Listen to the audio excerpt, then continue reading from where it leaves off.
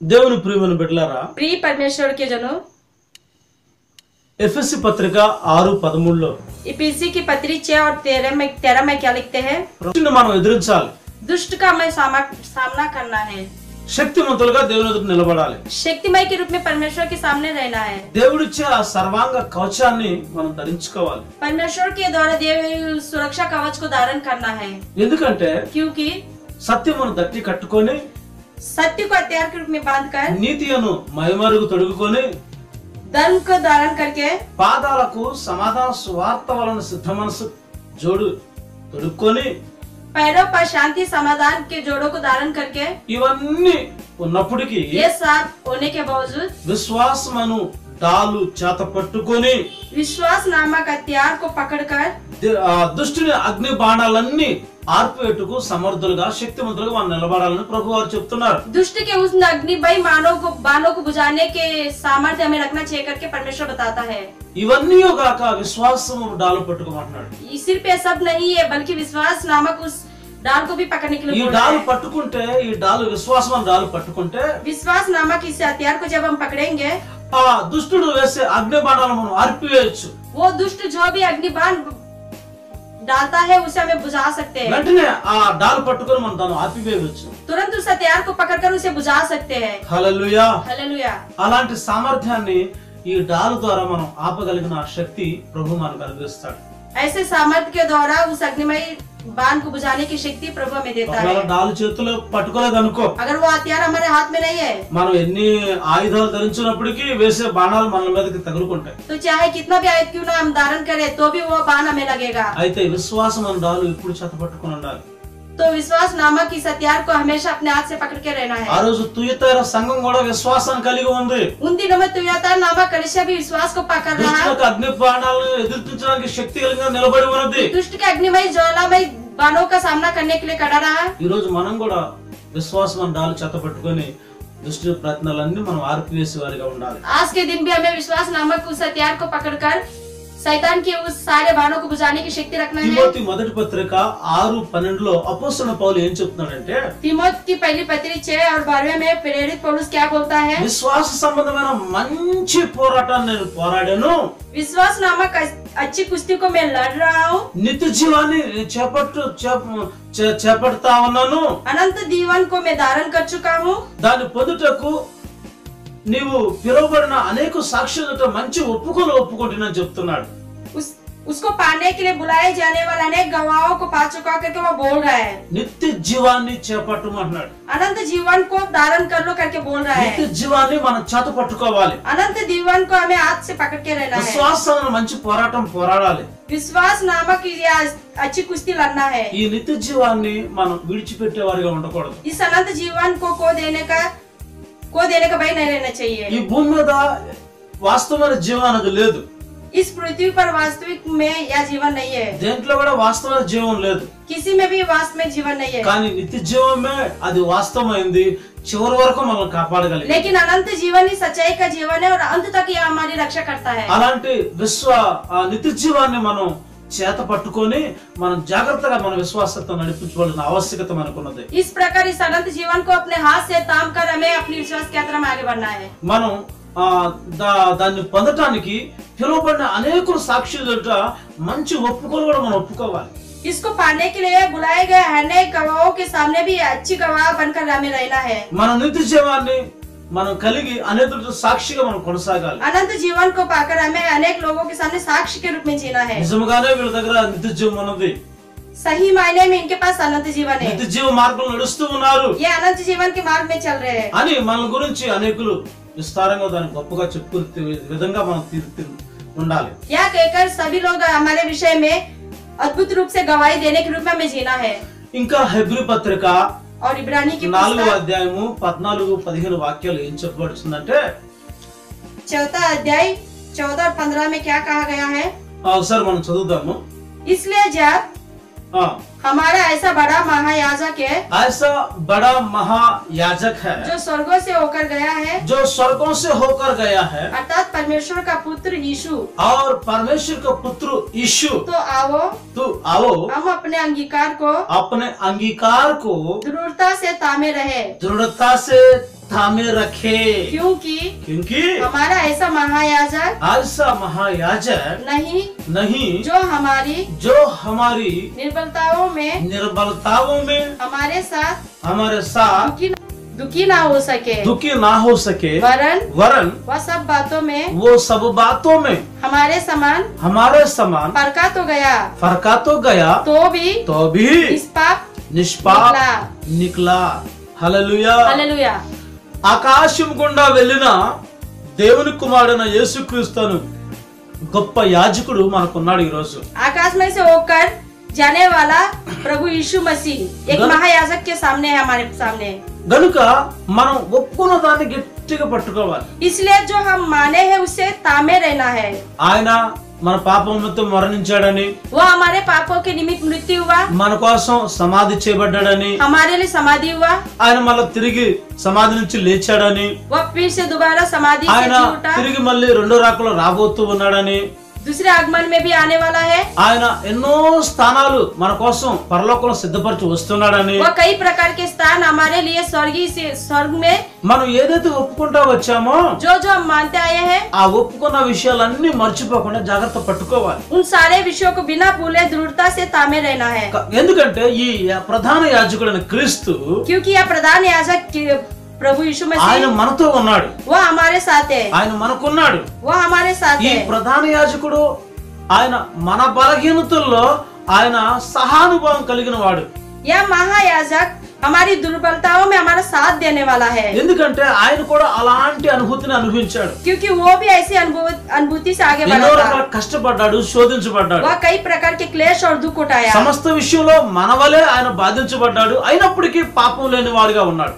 हर एक विषय में वो हमारे समान दुख झेला, फिर भी वो पाप रहित रहा। శోధించబడ్డాడు కానీ పాపం లేని వాడిగా బ్రతికాడు।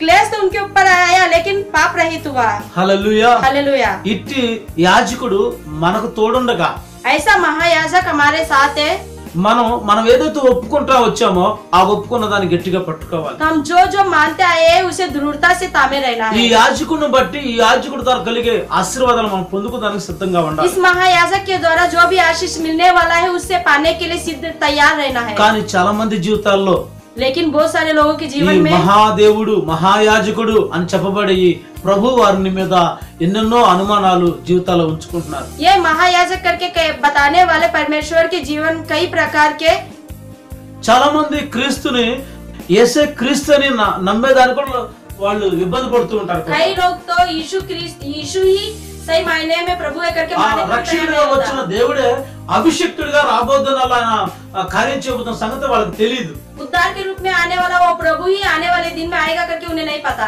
అయితే యోహాను పత్రికలో तो యోహాన్ की पहली पत्री మొదటి పత్రిక 2వ అధ్యాయం 22, 23 వాక్యాలు ఏం రాయబడిందంటే पहली पत्री दूसरा अध्याय 22, 23 22 और 23 में क्या लिखा गया చదవండి है? ఆ మాటలో యేసే క్రీస్తు అని మనం నమ్మాలి। प्रभु यीशु ही मसीहा करके हमें मानना है। ఈ విషయాన్ని మనం అంగీకరించాలి, మనం ఒప్పుకున్న దాన్ని అంగీకరించాలి। इस बात को हमें मानना है। తర్వాత మా పరలోకపు తండ్రిని మనం ఆయన కుమారుని క్రీస్తుని కూడా ఒప్పుకోవాలి। स्वर्गीय पिता और उनके पुत्र मसीहा को भी हमें मानना है। ఆ తండ్రిని కుమారుని ఎవరైతే ఒప్పుకోలేదో, उस पिता और पुत्र को जो नहीं मानते हैं, తండ్రి చేసిన కార్యాలు కుమారుడు చేశాడు। पिता जो काम किए हैं वो कार्य पुत्र ने किया।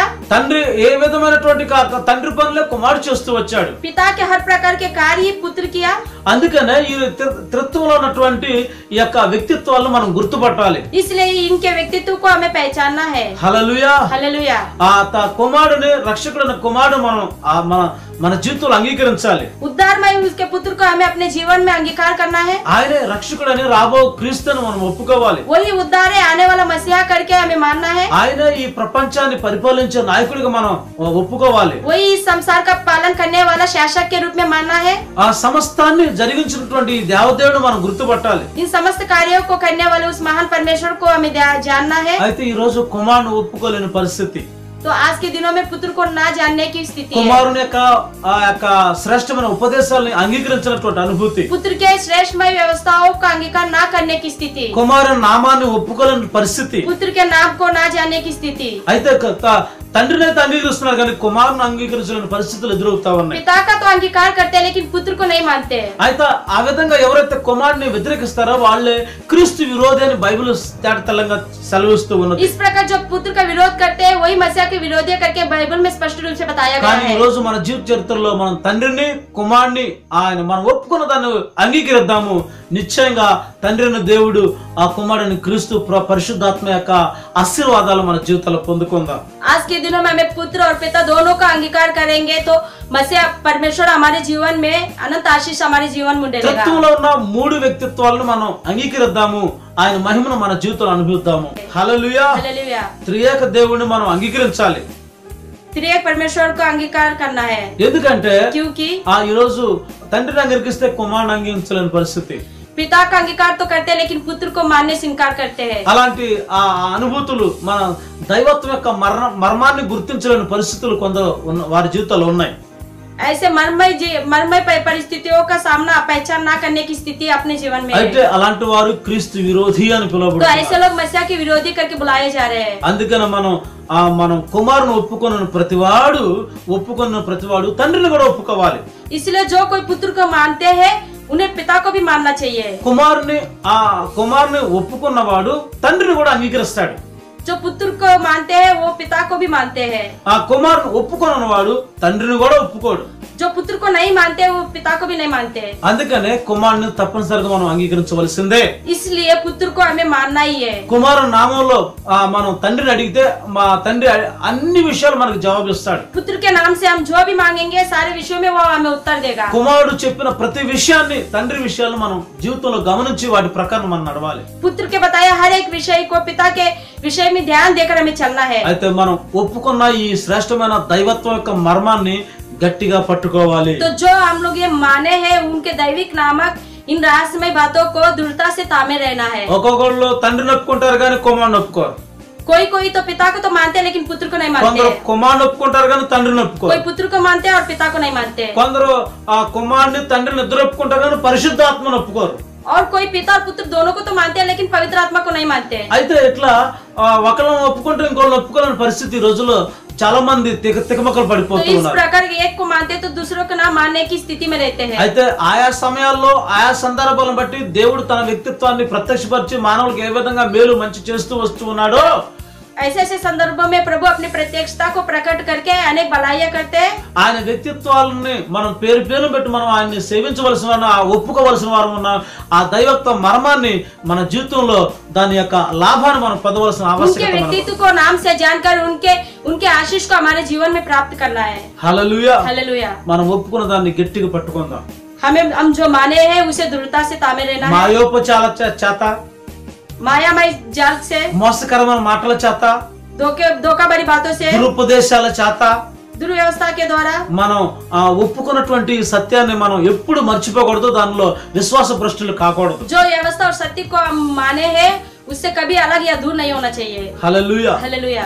గట్టిగా పట్టుకోండి, నేను త్వరగా వస్తున్నాను చెప్తున్నాను. दृढ़ता के साथ थामे रहो, मैं जल्दी आने वाला हूँ करके बोल रहे ప్రేమ, हैं। విశ్వాస, పరిచర్యల్ని, సహనాన్ని గట్టిగా పట్టుకుందాం. प्रेम, विश्वास और सेवा नामक धीरज को दृढ़ता से पकड़े रहेंगे। మనం పొందుకున్న శ్రేష్టమైన ఉపదేశాలు మనం గట్టిగా పట్టుకుందాం. जो हम पाए हुए हैं उन व्यवस्थाओं को दृढ़ता से थामे మన रहेंगे। కిరీటాలు మనం గట్టిగా పట్టుకుందాం. अपने मुकुट को दृढ़ता से थामे रहेंगे। సంవత్సరమును దయా కిరీటాన్ని మనం గట్టిగా పట్టుకుందాం. वर्ष भर मिलने वाली इस भलाई का मुकुट धारण करके रहेंगे। మన కొరకు దాచబడిన నీతి కిరీటాలను మనం గట్టిగా దాన్ని పట్టుకొని దాన్ని సాధించేందుకు మనం ముందుకు సాగు. ఆయన ప్రత్యక్ష కోసం ఎదురు చూసే వారికి అనుగ్రహించబడే నీతి కిరీటాలు మనం గట్టిగా పట్టుకుందాం. उनके आगमन के निमित्त राह देखने वाले धार्मिक मुकुट को धारण करने के लिए दृढ़ता से थामे रहेंगे।